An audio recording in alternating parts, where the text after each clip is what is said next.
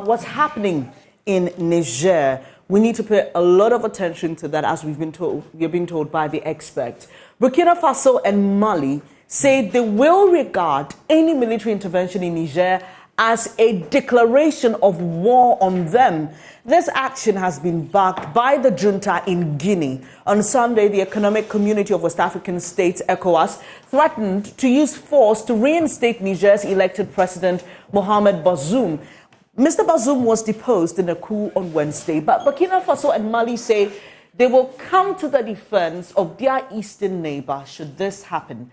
Joining us to deliberate on this is Mataru Mumuni Mukhtar. He's executive director at the West Africa Center for Counterterrorism. Grateful to have you here this morning. And it's quite some interesting developments we are seeing in Niger.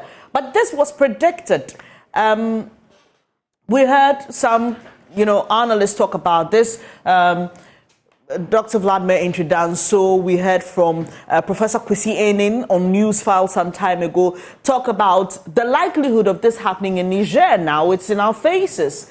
But the dynamics are more interesting when you look at where Niger is and the fact that they are bordered by countries that have similar stories. Let's look at the impact of this generally on the sub-region and for us as Ghanaians.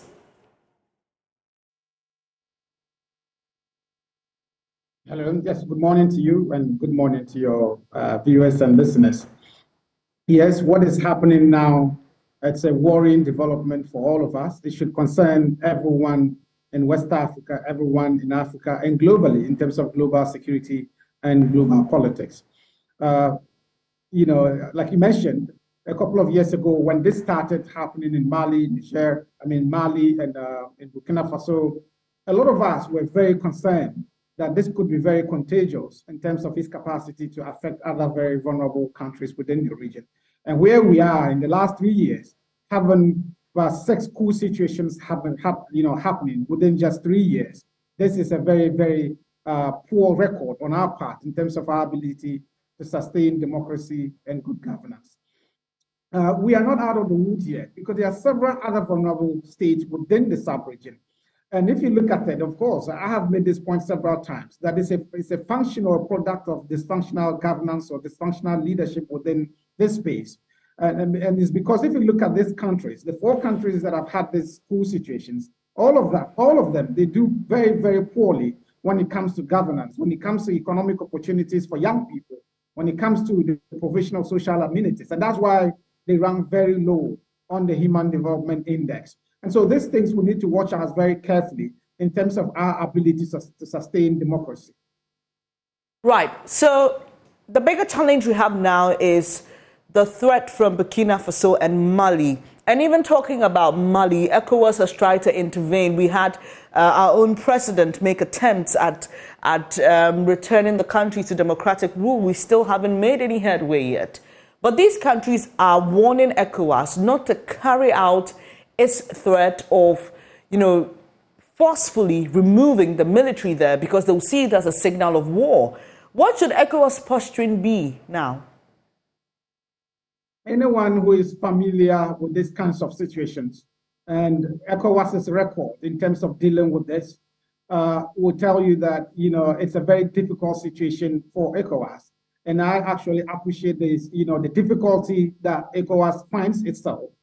In the last 3 years, we've had similar opportunities for ECOWAS to act in ways that shows that they are an effective regional body capable of restoring order and capable of ensuring that we do not have situations like this from happening. And they failed to do that. And that's why we continue to have that happen. I think that is a very difficult situation. And I have very, very little hope of ECOWAS's chances of having any meaningful intervention or impact in what is going on. And it's because, the options just do not exist for the kind of thing that ECOWAS wants to do. I think that they had a huge opportunity several, maybe decades ago in terms of preparing preemptive and proactive measures to deal with governance issues and to deal with things like this. So we needed to have a kind of index or a matrix that maps out the vulnerabilities in all these countries within the sub-region. And before you get to this point, we would have known that these were the vulnerable countries and these were countries that were sliding into situations of coups. And that can allow for preemptive action or measures to be taken. And while we do not have that, this is what we have. This is the reality of coups happening. And to have ECOWAS threaten, and they haven't been doing that in all the 4 situations, threatening all kinds of actions, using sanctions, embargoes, punitive measures, seeking to deter the military leaders from acting the way they want to do. And that has not been able to deter them. And they've never been able to have any military situation reversed. And 2 days ago, what we had, it's a huge, error in my estimation, because it's a big departure from what they have done in the last 3 situations. They are asking these military leaders to stand down. Other than that, they are going to intervene in a military way. You do not have that. You would not have that, because if you notice how the negotiations went, went with the former military establishment in Niger, between them and the presidential guard, it was the same situation, asking them to stand down and threatening that they could be, taken down if they do not willingly stand down. And if you understand the implications of a failed coup, you would make sure that it succeeds. You just make sure that the coup that you undertake succeeds, or else you do not attempt at all. And so based on that analogy, they refuse to stand down and actually threaten, to go at all, length to make sure that the coup succeeds. And because they wanted to spare or avoid bloodshed and instability in Niger, the military had to give in.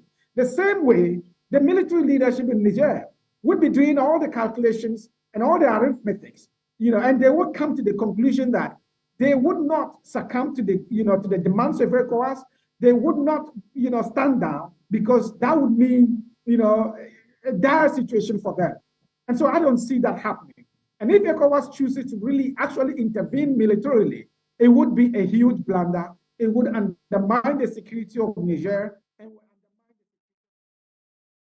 We have to leave it here. That's Mutaru Mumuni Mukhtar, Executive Director of WACCE, talking about the coup in Niger and all the implications attached. You want